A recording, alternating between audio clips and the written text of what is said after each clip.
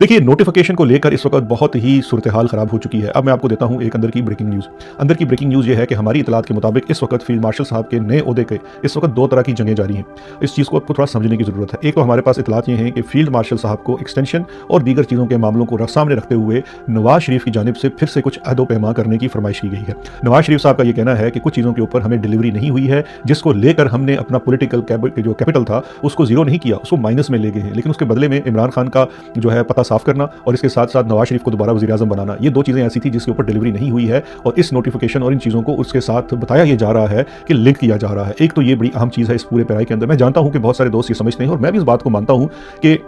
इतनी औकात और जुरत नहीं है शरीफ खानदान की कि वो ये काम कर सकें या ये सवाल डाल सकें, लेकिन हजूर खबर का क्या है, खबर तो आती है और खबर यही है कि ये सवाल डाला गया है और इसमें हकीकत हमें यहाँ से भी नज़र आती है कि एक तो डिले भी है, दूसरा ये अहम लोग मुल्क से बाहर भी चले गए हैं। तो एक सवाल ये है, इसके साथ साथ जुड़ी हुई दो चीज़ें बहुत अहम हैं। दूसरी बड़ी अहम खबर ये है, ब्रेकिंग न्यूज़ ये है कि CDF के ओहदे को लेकर जो दीगर दो अफवाज हैं जिसमें एयरफोर्स है और नेवी है, दोनों के अंदर शदीद तहफ़्फ़ुज़ात पाए जाते हैं और उन्होंने बाकायदा तौर पर फ़ौज के सरबराह आसिम मुनीर साहब से रब्ता करके ये कहा है कि हजूर वाला ये तो आपने एक अजीब खिचड़ी पका दी है, ये किस तरह से होगा, प्रोफेशनली हम किस तरह से ये काम कर पाएंगे जो आप करना चाह रहे हैं। How the hell an army officer will be commander of air force and navy, ये बहुत अहम सवाल हैं जो उठाए जा रहे हैं। इनको लेकर भी जो कमांडर ऑफ डिफेंस फोर्सेस के जाहिर बात है उसकी रिस्पॉन्सिबिलिटीज, रोल, सब चीज़ें जो तय की जानी है उस नोटिफिकेशन के साथ जो जुड़ी हुई हैं वो भी तातुल का शिकार हो गए हैं, क्योंकि हेस्ट के अंदर ये चीज़ कर तो ली गई लेकिन इसके ऊपर सोचा भी नहीं गया और कंसल्टेशन भी नहीं की गई। अब इसके साथ जुड़ी हुई एक और चीज़ जो इस नोटिफिकेशन को इंटरनली भी तातुल का शिकार कर रही है वो ये है कि फौज के अंदर,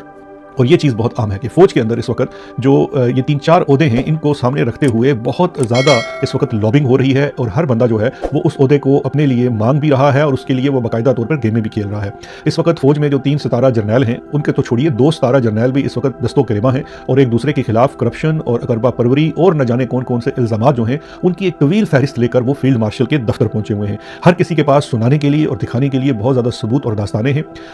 हर कोई इवन अपने बॉस को भी, यानी कि जो इस वक्त 2 सितारे वाला खुफिया इदारे के अंदर अफसर है, वो अपने ही बॉस के खिलाफ उसने पूरा एक पलंदा इकट्ठा किया हुआ है जो उसने फील्ड मार्शल की नजर किया है। दूसरी जानिब एक और इदारा खुफिया इदारा जिसका सरबराह 2 सितारा है, वो भी अपने से सीनियर जो किसी और पोजीशन के वो ख्वाह हैं उसके खिलाफ काफ़ी ज़्यादा सबूत लेकर आए हुए हैं। और फिर वो जो 3 सितारे वाले 4 सितारे लगवाना चाहते हैं उन्होंने भी एक तवील फहरिस्त बनाई हुई है कि ये 2 सितारे वाला जो मामला आपके सामने रख रहा है इसका अपना किरदार तो ये है, आपका बहुत ज़्यादा वफादार बनता है, लेकिन ये देखिए भाई क्या कर रहा है, वालिद क्या कर रहा है, भतीजा भांजा क्या कर रहे हैं। तो एक लंबी दास्तान है इन तमाम लोगों की एक दूसरे के खिलाफ। अब इस तमाम चीज़ को लेकर जो लोग इस वक्त चाहे वो MI में हैं, ISI में हैं, वो तो एक दूसरे के खिलाफ बहुत सारे सबूत लेकर सामने आए हैं। बल्कि इस सिलसिले में मैंने ये बात आगे चल के करनी थी लेकिन चलिए मैं यहीं जोड़ देता हूँ क्योंकि उसका कॉन्टेक्स्ट बनता है। अब हमारे पास एक और इतला ये है कि कराची में पिछले तकरीबन 1 महीने से एक और लूट मार का सिलसिला भी जारी है। 50 के करीब सनतकार और कारोबारी लोग जो हैं उसको खुफिया इदारे के लोग उठा रहे हैं और ये खुफिया इदारा एक नहीं है, वहाँ पर 2 इदारे जो हैं MI और ISI दोनों जो हैं इस वक्त एक्टिव हुए हैं और वो इन लोगों को उठा कर इनसे सबूत इकट्ठे कर रहे हैं। ब्रॉडर कॉन्टेक्स्ट यही है कि इकॉनमी को लेकर और इन चीज़ों को लेकर और कैपिटल फ्लाइट को लेकर इन लोगों को थोड़ा सा दबाया जा रहा है और उसके ऊपर कुछ तफ्तीश और मालूमात इकट्ठी की जा रही हैं। लेकिन वहाँ से जो चीज़ें निकल रही हैं वो बड़ी होशरुबा किस्म की हैं और वो जो चीज़ें सामने आ रही हैं वो वहाँ पर जो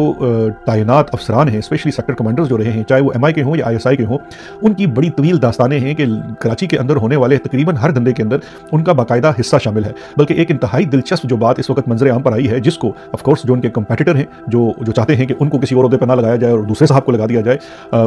वो जिन साहब के बारे में मैं बात कर रहा हूँ, जिनकी इन्फॉर्मेशन कराची से उनके सेक्टर कमांडर के ज़माने की इकट्ठी की गई है, वो आजकल 2 सितारा जर्नैल हैं और इस्लामाबाद में एक इंतहाई अहम ओहदे पर और बहुत ज़्यादा करीबी समझे जाते हैं इस सिस्टम के और बहुत ज़्यादा उन्होंने खिदमत भी दी है और PTI को भी बहुत ज़्यादा डंडा बरेड किया है। उनके बारे में और उनकी मैं आपको एक और खासियत बता देता हूँ, कल भी जिक्र किया था, उनको घड़ियाँ बहुत पसंद है। उनकी सबसे बड़ी जो कमजोरी बताई जाती है वो घड़ियाँ हैं और ऐसी घड़ियाँ आपको पता है दुबई में मिलती हैं। पेन्स भी उनको बड़े पसंद है, फाउंटेन पेन के भी वो बहुत ठरकी हैं। अच्छा, मज़े की बात यह है कि उनका ये दुबई वाला कनेक्शन बड़ा अहम है। यहाँ पर भी एक किस्सा सुन लीजिए कि उनका जो फ्रंट मैन है, जो उनके तमाम लूट के माल को ठिकाने लगाना और उसको मुनासिब जगह पे मुनासिब वक्त के लिए इन्वेस्ट कर देना, वो शख्स भी UAE में मुकीम है। मैं अभी आपको अमरत नहीं बताता कि कहाँ पे मुकीम है क्योंकि वो स्विच करता है between Dubai and Abu Dhabi. लेकिन इन साहब ने अभी पिछले कुछ दिनों में वो भी सबूत सामने आए हैं, एक इसी दोस्त मुल्क की 2 एमिरेट्स जो थी, यानी कि दुबई और अबू धाबी जो है, वो कराची पोर्ट को लेकर आपस में बहुत ज़्यादा उनका कंपटीशन रहता है क्योंकि कराची पोर्ट गालबन पहले दुबई वालों के पास थी और अब कराची पोर्ट का जो ठेका है वो अबू धाबी वालों के पास चला गया है। अब सुनने में ये आया है और हमारे जो ज़राए हैं उनके मुताबिक जो खुफिया एजेंसियाँ हैं जिन्होंने उनकी मुखालिफ खुफिया एजेंसियाँ, इस वक्त पाकिस्तान की तमाम खुफिया एजेंसी एक दूसरे के खिलाफ काम कर रही,